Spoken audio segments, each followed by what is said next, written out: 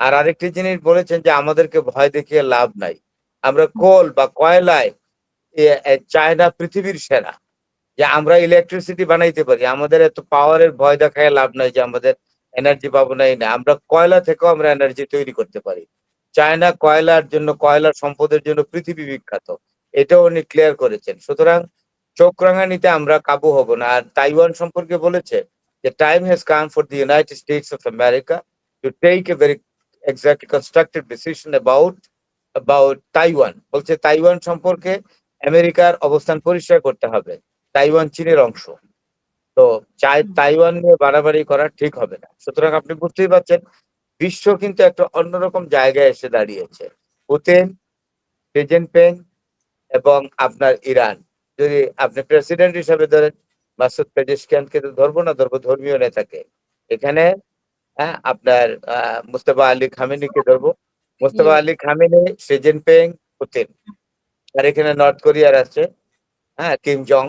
এরা মিলে কিন্তু পৃথিবীতে এক অন্যরকম বলয় তৈরি করেছে হাজিনা আপা। এখন যে নিউ ওয়ার্ল্ড, এটাকে বলে দা নিউ ওয়ার্ল্ড। এই নিউ ওয়ার্ল্ডের এরা সুপার পাওয়ার। আমেরিকাকে এটা মেনে নিতে হবে। আমেরিকা আর সুপার পাওয়ার না, টপ মোস্ট সুপার পাওয়ার না, সুপার পাওয়ার কিন্তু টপ মোস্ট না, এক নম্বর না। ওই এই দেশগুলোকে আমি যে বললাম এগুলোকে হিসাবের খাতায় রাখতে হবে। আর আরেকটা জিনিস বলি, একবারে বলে ফেলি। হুম। ইউএই, ইউনাইটেড আমির ইউনাইটেড আরব আমিরাতকে, হ্যাঁ, সংযুক্ত আরব আমিরাতকে কিন্তু খেসারত দিতে হবে। কারণ এই রাষ্ট্রটাই গালফ কান্ট্রিজের মধ্যে একমাত্র এই রাষ্ট্রটা ইসরায়েলের সাথে সার্বক্ষণিক সম্পর্ক রাখে, তলে দিয়া নিচে দিয়া ক্ল্যান্ডেস্টাইন রিলেশন রাখে। এইটা ইরান কিন্তু আগেই ধরেছে। এবং শুধু তাই না, ইলেকট্রিক ইন্টেলিজেন্সের মাধ্যমে, যেটা ইলেকট্রিক ইন্টেলিজেন্স চায়না পৃথিবীর সেরা এখন, মানে electronic intelligence, sorry, electronic intelligence আগেই দিয়েছে যে গালফ কান্ট্রিজ গুলোর মধ্যে সৌদি আরবও না, কাতারও না, ওমানও না এবং বাহরাইনও না, একমাত্র আরব আমিরাত হলো সবচেয়ে খারাপ, ইউনাইটেড আরব এমিরেটস। এই দেশটা ইসরায়েলের সাথে সবসময় সম্পর্ক রাখে। তাইলে ইরান কিন্তু কমিটেড। যুদ্ধের পরে আরব আমিরাতকে বড় ধরনের মূল্য দিতে হবে এই ভূমিকার জন্য। ধন্যবাদ। হুম।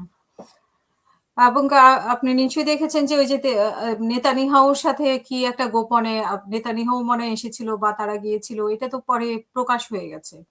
সেটা এটা নিয়েও নেতানিয়াহু এসছে, তবে এটা আমি ভেরিফাইড নিউজ না, যেহেতু আপনার চ্যানেলটা ইউকে টেবিল টক অত্যন্ত নামকরা, তো সেই হুম, জায়গায় আমি ম্যানিফেস্টেটিং হইতে বলবো না। কারণ নেতানিয়াহু যে ইউনাইটেড আরব এমিরেট ইয়েতে গেছে, ভিজিটে গেছে, এটা এখন পর্যন্ত ভেরিফাইড নিউজ হিসাবে কেউ বলে না।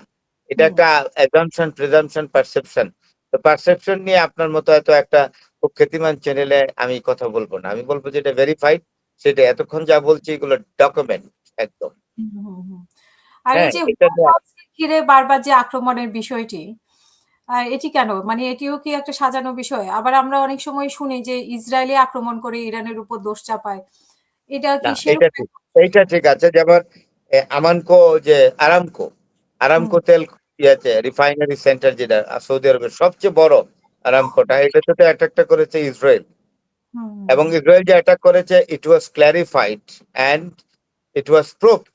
যখন সৌদি আরব বুঝতে পারলো যে এটা এক সত্যিকার অর্থেই প্রমাণ সাপেক্ষে সৌদি আরব বুঝতে পারলো যে এটা ইসরায়েলের কাজ, তখন থেকে সৌদি আরব আসলে দূরে সরে গেছে। ইসরায়েলের এক নম্বর দোসর হইলো আমেরিকা। আর সেই আমেরিকা আপনার মধ্যপ্রাচ্যে গালফ কান্ট্রিদের নিরাপত্তা দিবে, তার এক নম্বর দোসর যদি আরামকো এর উপরে অ্যাটাক করে সৌদি ভূমিতে, তাইলে আমেরিকা কতটা বন্ধু এই উপসাগরীয় দেশগুলো, সেটা এখন মোহাম্মদ বিন সালমান বুঝতে পেরেছে। বুঝার পরেই সৌদি আরবের ভূমিকা কিন্তু চেঞ্জ হয়ে গেছে। এবং সৌদি আরবও সার্বক্ষণিক ইরানের সাথে বর্তমানে যোগাযোগ রাখে। হুম, হুম, আর ওমান তো আসলে, ওমানের সাথে সবচেয়ে ভালো সম্পর্ক হলো ইরানের। ওমান যে উপসাগর আর পারস্য উপসাগর তো লাগা, তাদের পানির যে রাস্তাটা, অর্থাৎ ওয়াটার ওয়েটাও connected, directly connected with Iran and Oman. সুতরাং হরমুজেও ইরান কিন্তু আগে থেকে বলছে যে হরমুজে যে টোল আসবে, এই টোল কিন্তু ইরান কিন্তু 100% নিবে না। এটার একটা অংশ ওমানকে দিবে, কারণ ওমান এটা টেরিটোরিয়ালি ভূমিগতভাবে পায়। হুম, হুম, হুম, হরমুজের উপরে ওমানের একটা ছোট্ট অধিকার আছে। হুম।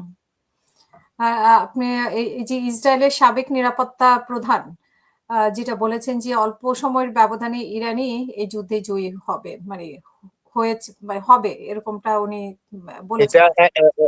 ইসরায়েলের লোক বলতেছে? ইসরায়েলের সাবেক নিরাপত্তা প্রধান। আর ইসরায়েলের যে ফরমার সিকিউরিটি চিফ, তো বেটা কি গাধা নাকি? এতদিন পরে বুঝতে পেরেছে? এত না এতদিন বলে ইহুদিরা না বলে এত ট্যালেন্ট। না এতদিন পরে আমরা তো বিগিনিং এই বলে আসছি, from the beginning of the war we started making statement that Iran is going to exactly achieve the victory on this war. এটা তো আমরা আগেই বলে আসছি। আর একটা ঘটনা বলি, এই যে ভ্যান গাভের নাম শুনেছেন বোধহয়, ইসরায়েলের যে কট্টরপন্থী মিনিস্টার, সবসময় মাথার পিছনে ছোট্ট টুপিটা লাগাই রাখে, ইহুদিদের টুপি। ওরে কিন্তু ওকে ওকে গাভেরকে কিন্তু না করছে ফ্রান্স, যে তুমি কোনোদিন আমার দেশে আসতে পারবে না। তাকে তার উপরে নিষেধাজ্ঞা দিয়েছে।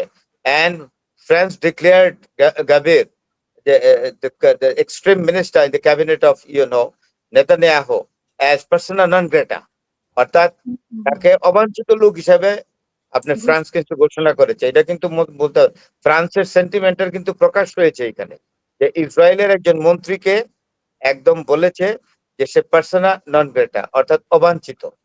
এটা ইউরোপের একটা শক্তিশালী দেশ ফ্রান্স, এবং সেটা নিউক্লিয়ার পাওয়ারও আছে। তাইলে বুঝতে হবে যে ইসরায়েলের এই ভূমিকার জন্য ইউরোপের দেশগুলো থেকেও ইসরায়েল কিন্তু অনেকটা দূরে সরে গেছে।